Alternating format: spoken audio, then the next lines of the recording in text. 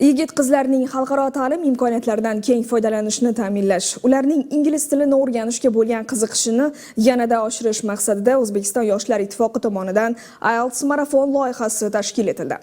Yoshlar oyligi doirasida o'tkazilayotgan mazkur loyiha respublika miqyosidagi yirik ma'rifiy va ta'limiy tashabbuslardan biri bo'lib, mamlakatimizning barcha hududlarida tashkil etilishi rejalashtirilgan. Buxoro viloyatidagi jarayonlardan muxbirimiz xabar qiladi. Loyiha qisqa muddat ichida yoshlar orasida katta qiziqish uyg'otdi. Hozirga qadar marafonda ishtirok etish istagini bildirgan va ro'yxatdan o'tgan yoshlar soni qariyb 4000 nafarga yetdi. Bu esa yurtimiz yoshlarining xalqaro ta'lim, xorijiy investitsiyalar va ingliz tilini chuqur o'rganishga bo'lgan intilishi tobora ortib borayotganidan dalolatdir. Buxoro shahridagi yoshlar markazida bo'lib o'tgan marafonda ham 800 nafarga yaqin yoshlar ishtirok etdi. Tadbir davomida ishtirokchilar IELTS bo'yicha mamlakatimizning yetakchi mutaxassislari, tajribali trenerlar va xalqaro ta'lim ekspertlari bilan uchrashib, imtihonga tayyorgarlikning samarali usullari bo'yicha amaliy tavsiyalar oldilar.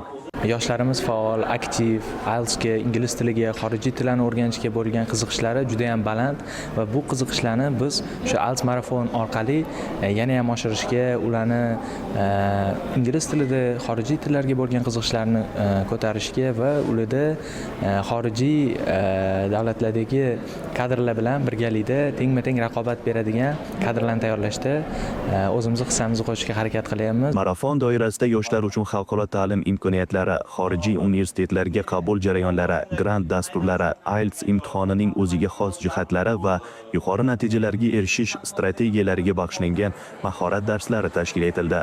O'zbekiston Yoshlar ittifoqi hamda IDP IELTS hamkorligida tashkil etilgan IELTS marafoni yuqori kayfiyatda bo'lib o'tmoqda. Mazkur marafonda yoshlar ingliz tili til bilish darajalarini yanada oshirish hamda IELTS imtihoni haqidagi umumiy ma'lumotlarga ega bo'lishmoqda. O'zbekiston Yoshlar ittifoqi tomonidan tashkil etilayotgan mana shunday marafonlar biz yoshlarning ilmga bo'lgan qiziqishimizni yanada oshirishga yordam beryapti.